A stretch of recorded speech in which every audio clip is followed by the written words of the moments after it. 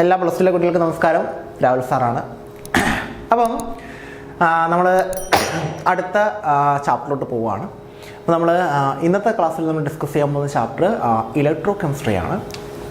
Electro chemistry അത്ര വലിയ ടഫുള്ള ചാപ്റ്ററൊന്നുമല്ല, വളരെ സിമ്പിൾ ചാപ്റ്ററാണ്. കുറച്ച് കാര്യങ്ങൾ മാത്രം പഠിച്ചാൽ മതി. പഠിക്കേണ്ട കാര്യങ്ങൾ കറക്റ്റായിട്ട് പഠിക്കുക, എന്നിട്ട് മാർക്ക് മേടിക്കുക, ഫുൾ മാർക്ക് സ്കോർ ചെയ്യുക. ഒരു മാർക്ക് പോലും കളയരുത് എന്ന ഉദ്ദേശത്തോടു കൂടിയാണ് നമ്മൾ ഓരോ വീഡിയോസും ഇടുന്നത്. അപ്പം എനിക്ക് പാസ്സാവണം, ഡബിൾ പാസ് ആവണോ എന്നല്ല പറയേണ്ടത്, എനിക്ക് ഫുൾ മാർക്ക് മേടിക്കണം, എനിക്ക് A+ മേടിക്കണം. അതായത് പാസ്സാവേണ്ടവർ പറയണം എനിക്ക് A+ മേടിക്കണം, A+ മേടിക്കേണ്ടത് വിചാരിക്കണം എനിക്ക് ഫുൾ മാർക്ക് കിട്ടണം. അങ്ങനെ തന്നെ പഠിക്കുക, അല്ലാതെ പാസ്സായാൽ മതി എന്നും പറഞ്ഞ് പഠിക്കരുത്. മാക്സിമം പഠിക്കുക. അത്രയും എഫേർട്ട് നമ്മൾ തരുമ്പോഴത്തേക്ക് നിങ്ങൾ അത്രയും റിസൾട്ട് നിങ്ങളിലൂടെ ഞങ്ങൾക്ക് റിഫ്ലക്റ്റ് ചെയ്ത് തരിക. ഓക്കെ, ഒരു കാരണവശാലും പേടിക്കേണ്ട. എക്സാം ഒക്കെ ഭയങ്കര സിമ്പിളായിരിക്കും. അടിച്ചു പൊളിച്ച് എഴുതിയിട്ട് വരും. ഇപ്പം തന്നെ എഴുതിയപ്പോൾ ഏകദേശം മനസ്സിലായി കാണുമല്ലോ. അപ്പം ഇലക്ട്രോ കെമിസ്ട്രിയുടെ ഇമ്പോർട്ടൻറ്റ് ടോപ്പിക്സും കാര്യങ്ങളുമാണ് നമ്മൾ ഇന്നത്തെ ക്ലാസ്സിൽ ഡിസ്കസ് ചെയ്യാൻ പോകുന്നത്. ഇത് മാത്രം പഠിച്ചിട്ട് പോവുക, ഫുൾ മാർക്ക് ഇലക്ട്രോ കെമിസ്ട്രിയുടെ മേടിച്ചിട്ട് വരും. ഓക്കെ, ഒന്ന് ഡാനിയൽ സെല്ലും സെൽ റെപ്രസെൻറ്റേഷനുമാണ്. ഡാനിയൽ സെല്ല്, സെൽ റെപ്രസെൻറ്റേഷൻ ടോപ്പിക്കിലുണ്ടോ നോക്കുക, പഠിച്ചിട്ടുണ്ടോ നോക്കുക, പഠിക്കുക. രണ്ടാമത്തത് Nernst equation.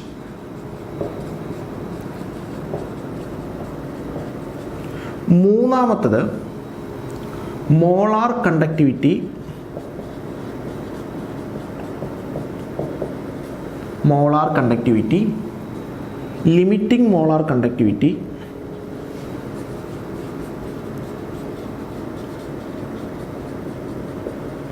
then Kohlrausch's law.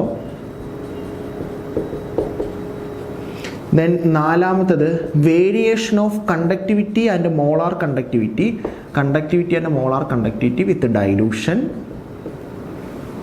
അഞ്ചാമത്തത് ബാറ്ററീസ്, ഫ്യൂൽസ്. മതി, ഈ 5 ടോപ്പിക്കും പഠിച്ചിട്ട് പോയാൽ മതി. 5 ടോപ്പിക്ക് മാത്രം പഠിച്ചാൽ മതി, വേറെ ഒന്നും നിങ്ങൾ പഠിക്കാൻ നിൽക്കണം. ഓരോന്നേരം നമുക്ക് നോക്കാം. First Daniel cell. Daniel cell അറിയാലോ, സിങ്ക് കോപ്പർ സെല്ലിനെയാണ് നമ്മൾ എന്തെന്ന് വിളിക്കുന്നത്, ഡാനിയൽ സെൽ എന്ന് വിളിക്കുന്നത്. അതിനകത്ത് സിങ്ക് ആരാണ് ആനോഡ്, കോപ്പർ ആരാണ് കാഥോഡ്. ആനോഡിൽ നടക്കുന്ന റിയാക്ഷൻ അറിയാലോ, Zn എന്തായിട്ട് കൺവേർട്ട് ചെയ്യുന്നു, Zn2+ഉം 2 ഇലക്ട്രോണും. കാഥോഡിൽ എന്തുവാ, Cu2+, 2 ഇലക്ട്രോണെ മേടിച്ചിട്ട് എന്താവുന്നു, Co ആവും. ഇതിൻ്റെ സെൽ റെപ്രസെൻറ്റേഷൻ എഴുതാൻ പറഞ്ഞു കഴിഞ്ഞാൽ ആനോഡിൽ നടക്കുന്ന റിയാക്ഷൻ ആദ്യം എഴുതുക, // കൊടുക്കുക. കാഥോഡിൽ നടക്കുന്നത്, ആനോഡിൽ എന്താ നടക്കുന്നത്, Zn2+ ആവുന്നു. ഈ സ്ലാഷ് മീൻസ് മാറുന്നു. Zn2+ ആവുന്നു. Zn2+ അയോൺസിൻ്റെ എല്ലാം ചാർജ് ഉള്ളവരുടെ എല്ലാം ബ്രാക്കറ്റിനകത്ത് AQ എന്ന് കൊടുക്കണം. // എന്തോ // സാൾട്ട് ബ്രിഡ്ജ്. Cu2+ ചാർജ് ഉണ്ടല്ലോ, ബ്രാക്കറ്റിനകത്ത് എന്ന് കൊടുക്കണം AQ/C. ഇതാണ് സെൽ റെപ്രസെൻറ്റേഷൻ. ഇത് മാത്രമല്ല, ചിലപ്പോൾ വേറൊരു ഇക്വേഷൻ വന്നിട്ട് സെൽ റെപ്രസെൻറ്റേഷൻ എഴുതാൻ പറയും. ഫോർ എക്സാമ്പിൾ ഇങ്ങനെ പറയും, Ag gives Ag++ 1 electron, Cu2++ 2 electron gives Cu. ഇതിൻ്റെ സെൽ റെപ്രസെൻറ്റേഷൻ എഴുതാൻ പറയും. അപ്പോൾ എന്താ സംഭവിക്കേണ്ടത്, ഇലക്ട്രോൺ അപ്പുറമല്ലേ വന്നേക്കുന്നത്, അപ്പോൾ ഇത് ആനോഡ്. ഇലക്ട്രോൺ ഇപ്പുറമല്ലേ വന്നേക്കുന്നത്, അപ്പോൾ ഇത് കാഥോഡ്. അല്ലെങ്കിൽ ഇങ്ങോട്ട് ചാർജ് കൂടുകയാണ്, ചാർജ് കൂടുന്ന ഓക്സിഡേഷൻ നടക്കുന്ന സ്ഥലം ആനോഡ്. ഇങ്ങോട്ട് ചാർജ് കുറയാണ്, ചാർജ് കുറയുന്ന റിഡക്ഷൻ നടക്കുന്ന സ്ഥലം കാഥോഡ്. ഇനി എന്ത് എഴുതാം, സെൽ റെപ്രസെൻറ്റേഷൻ എഴുതാം. ആനോഡ് ആദ്യം എഴുതണം. എങ്ങനെയാ, Ag/Ag+, പ്ലസ് ആയതുകൊണ്ട് എന്ത് കൊടുക്കണം, AQ, // Cu2+, AQ/C. അല്ലാതെ ബാലൻസ് ഒന്നും ചെയ്യാൻ നിൽക്കേണ്ട, ഇത് എഴുതി വെച്ചാൽ മാത്രം മതി. വേറൊന്നും ചെയ്യണ്ട, നമ്പറോ എണ്ണമോ ഒന്നും നോക്കണ്ട, എഴുതി വെക്കുക. ഇതാണ് ഒരെണ്ണം. സ്ഥിരം എക്സാമിന് നമുക്ക് ചോദിക്കുന്നതാണ് എന്താ, ഡാനിയൽ സെല്ലും അതിൻ്റെ സെൽ റെപ്രസെൻറ്റേഷൻ. പിന്നെ വേറൊരു സെല്ല് വന്നിട്ട് സെൽ റെപ്രസെൻറ്റേഷൻ എഴുതാൻ പറയും. ഓക്കെ, ഇതുമായിട്ട് ബന്ധപ്പെട്ട് വരുന്ന ക്വസ്റ്റ്യനാണ് സെൽ പൊട്ടൻഷ്യൽ കണ്ടുപിടിക്കുക. സെൽ പൊട്ടൻഷ്യൽ കണ്ടുപിടിക്കുന്ന ഈ cell is equal to E cathode minus E anode. കാഥോഡിലെ potential തരും, ആനോഡിലെ പൊട്ടൻഷ്യൽ തരും, രണ്ടും കൂടെ മൈനസ് ചെയ്യുക, ഈ സെൽ കണ്ടുപിടിക്കും. ഈ cell is equal to E cathode minus E anode. സ്ഥിരം ചോദിക്കുന്ന കാഥോഡിലെ ആനോഡിലെ പൊട്ടൻഷ്യൽ വന്നിട്ട് സെൽ പൊട്ടൻഷ്യൽ കണ്ടുപിടിക്കാൻ പറയാം. അപ്പോൾ കാഥോഡിലെ പൊട്ടൻഷ്യൽ മൈനസ് ആനോഡിലെ പൊട്ടൻഷ്യൽ ചെയ്താൽ സെൽ പൊട്ടൻഷ്യൽ. സ്ഥിരം എക്സാമിന് നമുക്ക് ചോദിച്ചുകൊണ്ടിരിക്കുന്നതാണ് അടുത്തത് നോൺ സ്റ്റിക്കേഷൻ ആണ്. നോൺ സ്റ്റിക്കേഷൻ അറിയാമല്ലോ. നോൺ സ്റ്റിക്കേഷൻ എങ്ങനെ എടുക്കുന്ന E cell is equal to അല്ലേ E0 സെൽ. ഇപ്പം ഒരു കാര്യം കൂടെ പറയാം. ഈ സെൽ പൊട്ടൻഷ്യൽ കണ്ടുപിടിക്കുമ്പോഴത്തേക്ക് ഈ സെൽ പൊട്ടൻഷ്യൽ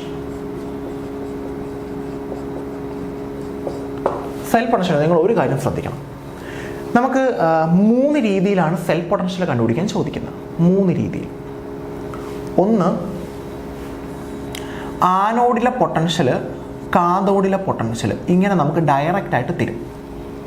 ആനോഡിലെ പൊട്ടൻഷ്യൽ ഇതാണ്, കാഥോഡിലെ പൊട്ടൻഷ്യൽ ഇതാണെന്ന് പറഞ്ഞ് ഡയറക്റ്റ് ആയിട്ട് തരും.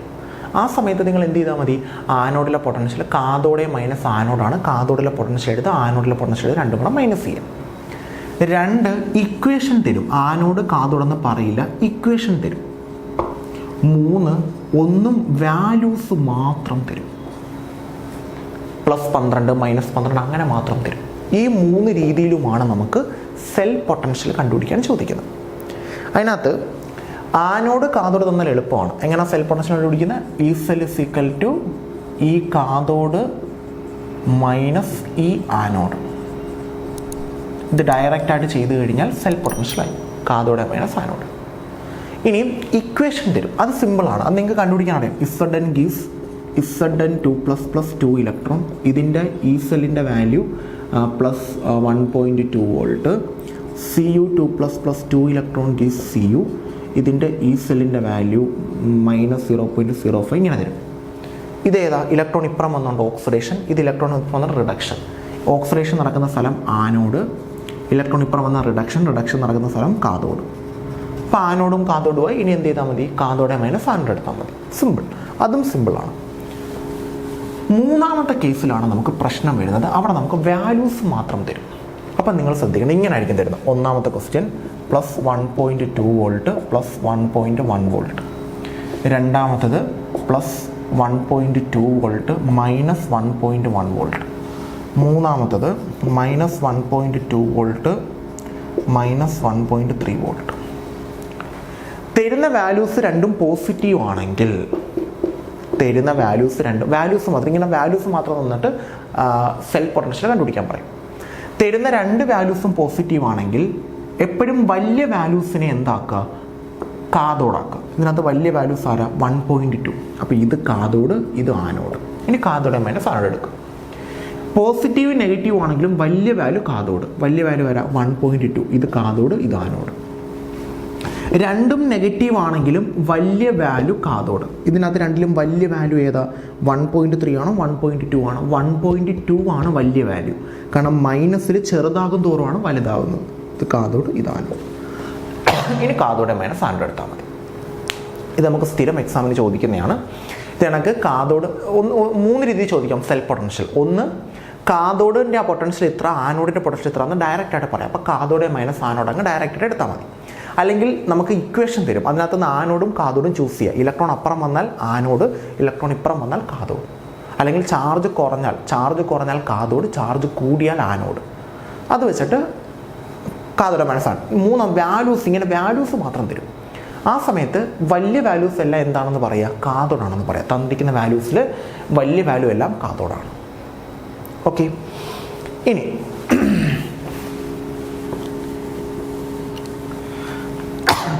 നമുക്ക് ചോദിക്കുന്നത് നോൺ സ്റ്റിക്കേഷനാണ്.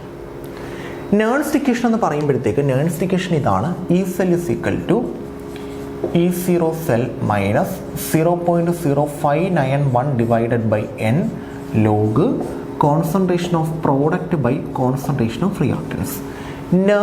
ഡാനിയൽ സെല്ലിൻ്റെ നോൺ സ്റ്റിക്കേഷൻ എക്സാമിന് 1 മാർക്കിന് സ്ഥിരം ചോദിക്കുന്നതാണ്. ഡാനിയൽ സെല്ലിൻ്റെ നോൺ സ്റ്റിക്കേഷൻ എന്തോ? ഡാനിയൽ സെല്ലിൻ്റെ നോൺ equation E cell is equal to E0 cell minus 0.0591 divided by എന്നിന് പകരം 2 ലോഗ് പ്രോഡക്റ്റിന് പകരം കോൺസെൻട്രേഷൻ ഓഫ് Zn2 പ്ലസ് റിയാക്ടൻറ്റിന് പകരം കോൺസെൻട്രേഷൻ ഓഫ് Cu2 പ്ലസ്. ഇതാണ് ഡാനിയൽ സെല്ലിൻ്റെ നോൺ സ്റ്റിക്കേഷൻ. എക്സാമിന് സ്ഥിരം ചോദിക്കുന്നതാണ് നോൺ equation for Daniell cell. Okay. അപ്പോൾ 2 എണ്ണമായി. Daniell cell, cell representation, E cell, cell potential, then അതിനുശേഷം നോൺ സ്റ്റിക്കേഷൻ. ഓക്കെ. പിന്നെ നമുക്ക് ചോദിക്കുന്നത് molar conductivity, limiting molar conductivity, Kohlrausch's law. ഓരോന്നായിട്ട് നമുക്ക് നോക്കാം. മോളാർ കണ്ടക്ടിവിറ്റി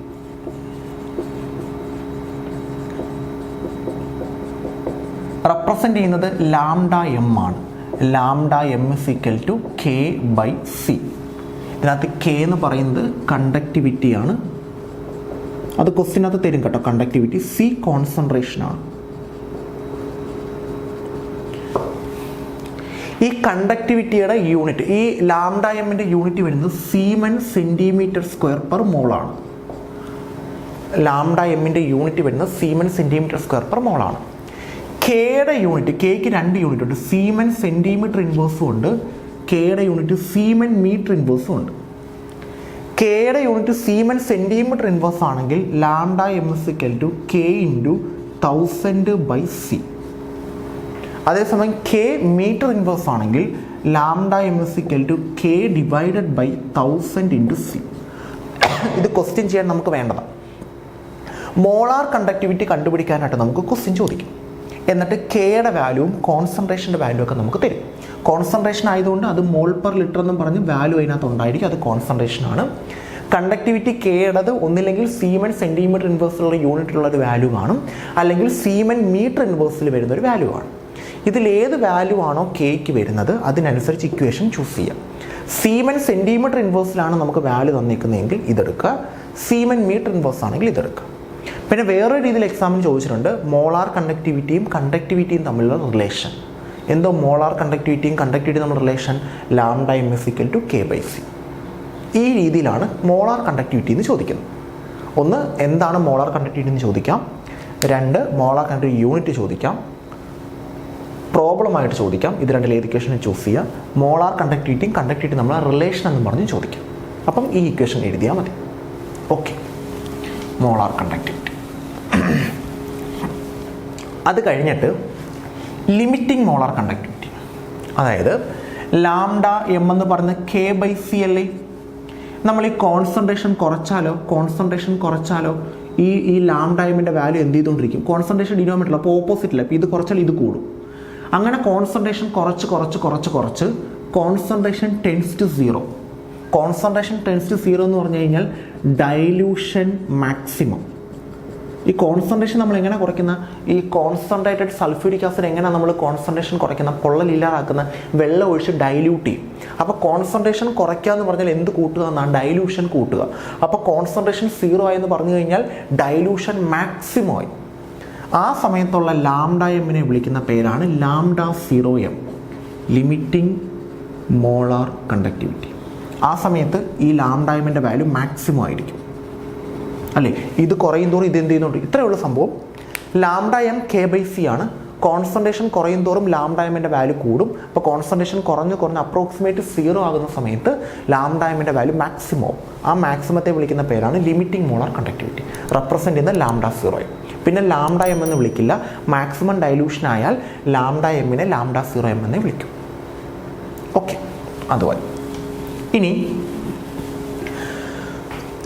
ഈ ലാംഡ 0m നമുക്ക് കണ്ടുപിടിക്കണം. ലാംഡ 0m കണ്ടുപിടിക്കാനായിട്ട് നമുക്കൊരു ഇക്വേഷനുണ്ട്.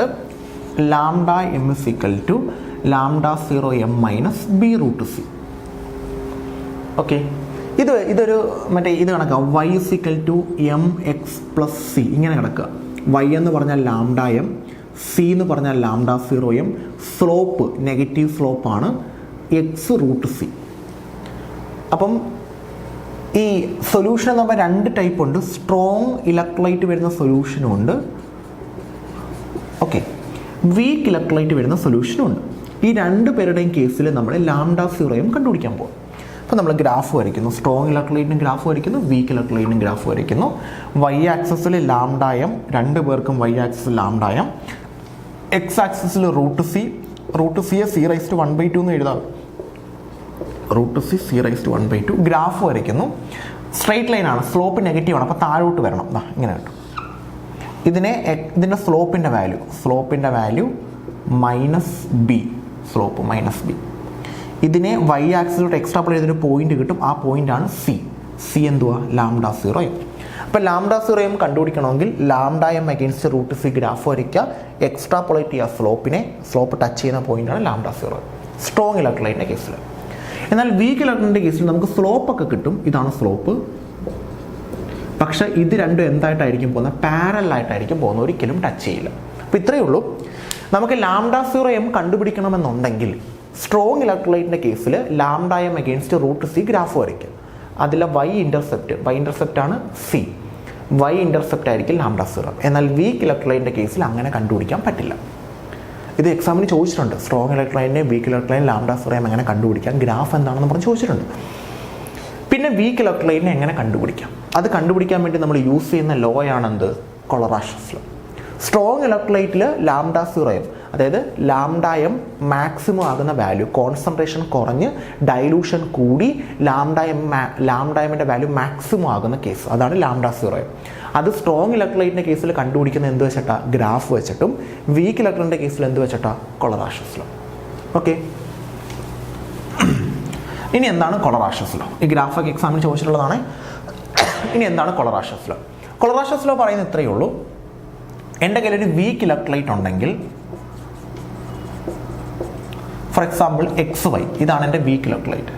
അപ്പം λ0m ഓഫ് എക്സും λ0m ഓഫ് y, എക്സ് പ്ലസും y മൈനസും, ഇതിനകത്ത് ഏതൊക്കെ അയോൺസ് ഉണ്ടോ ആ രണ്ട് അയോൺസിൻ്റെയും കൂടെ λ0m കൂട്ടിയെടുക്കുന്നതായിരിക്കും λ0m ഓഫ് XY നമുക്ക് ഗ്രാഫിൽ നിന്ന് കണ്ടുപിടിക്കാൻ പറ്റത്തില്ല. ഈ എക്സ് പ്ലസിൻ്റെയും y മൈനസിൻ്റെയും നമുക്ക് കണ്ടുപിടിക്കാൻ പറ്റും. അത് രണ്ടും കൂടെ കൂട്ടിയാൽ XYയുടേതാകും. ഇതാണ് കൊളറാഷസ് ലോ. അത് വെച്ചിട്ട് നമുക്ക് പ്രോബ്ലമൊക്കെ ചോദിക്കാറുണ്ട്. ഫോർ എക്സാമ്പിൾ ഇതാ ഇങ്ങനെ പറയും, CH3COOHൻ്റെ λ0m കണ്ടുപിടിക്കണം. CH3COONയുടേത് എക്സ് λ0m,